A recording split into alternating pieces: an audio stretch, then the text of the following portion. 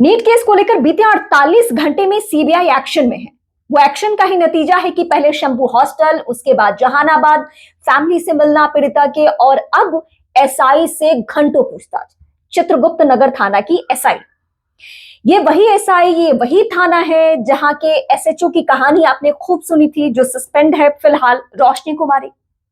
जिसकी भूमिका संदिग्ध मानी गई। अब उसी थाने की एक एसआई से अगर घंटों पूछताछ हो रही है, तो आप मानकर चलिए कि आने वाले वक्त में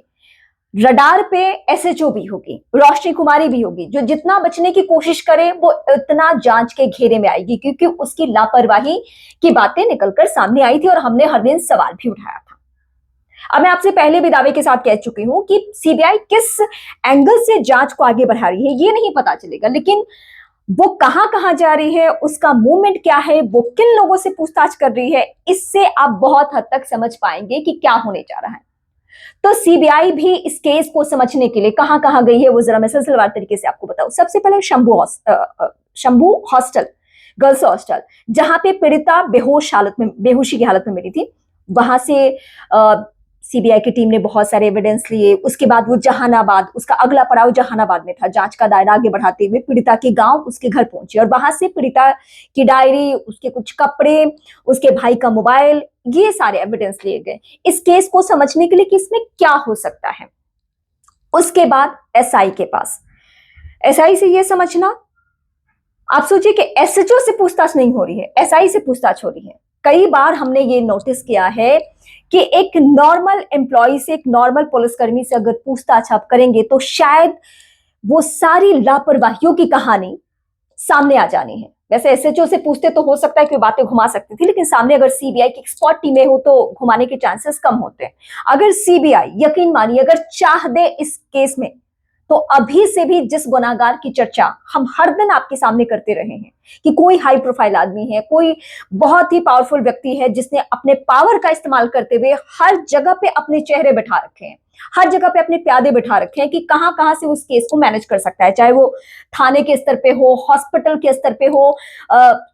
उच्च अधिकारियों के स्तर पे हो, ये सभी जगहों पे उसके लोग हैं। और तभी ये केस इतने बुरी तरीके से खराब हुआ और अब सीबीआई की एंट्री हो चुकी है। लेकिन सीबीआई की मूवमेंट पे मैं हर दिन निगाह रख रही हूँ कि आखिर सीबीआई, मैं आपको पहले भी बता चुकी हूँ कि मैंने देश की तमाम बड़ी जांच एजेंसियों को कवर किया है, चाहे वो ईडी हो, एनसीबी हो, और इसके अलावा सीबीआई हो, और देश के तब हाई प्रोफाइल केसेस को मैंने कवर किया है।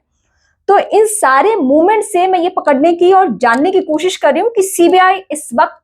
किस हिसाब से आगे बढ़ रही है। अभी जो कुछ आपको सीबीआई का ये सारा मूवमेंट दिख रहा है, ये ऊपरी तौर पे वो जांच प्रक्रिया, मतलब सिर्फ वो समझ रही है अभी केस को, अभी किसी कंक्लूजन पे या किसी दिशा में वो आगे नहीं बढ़ रही है। अभी चाहे वो शंभू गर्ल्स हॉस्टल हो, वहां पहुंचना, या पीड़िता के गांव, उसके परिवार के सदस्यों से मिलना, उन सबसे बात करना, उनके स्टेटमेंट लेना, और अब एसआई से, एसएचओ से नहीं, एसआई से पूछताछ। मतलब सीबीआई बहुत गहनता से इस केस को अभी समझ रही है। अगर जहां कहीं भी उसको लगे विरोधाभास किसी के भी स्टेटमेंट में, चाहे वो परिवार हो, या फिर इसके अलावा एसआई हो, या शंभू गर्ल्स हॉस्टल में अगर किन्हीं और लोगों से बातचीत हुई हो और वहां उनको कुछ भी शक हो, तो फिर वो अपनी जांच का दायरा आगे बढ़ा देंगे और उस दिशा में वो जांच आगे करने लगेंगे। अभी किसी भी जगह पे सीबीआई नहीं पहुंची है, तो अभी बस हमें उसके मूवमेंट पे नजर रखनी है और इंतजार करना है। फिलहाल आप मुझे कमेंट करके बता सकते हैं कि सीबीआई के मूवमेंट को लेकर क्या आपके जहन में भी हर दिन कुछ सवाल है कि सीबीआई क्या कर रही है। हाँ, मैं कुछ लोगों के कमेंट्स पढ़ती हूँ तो उसमें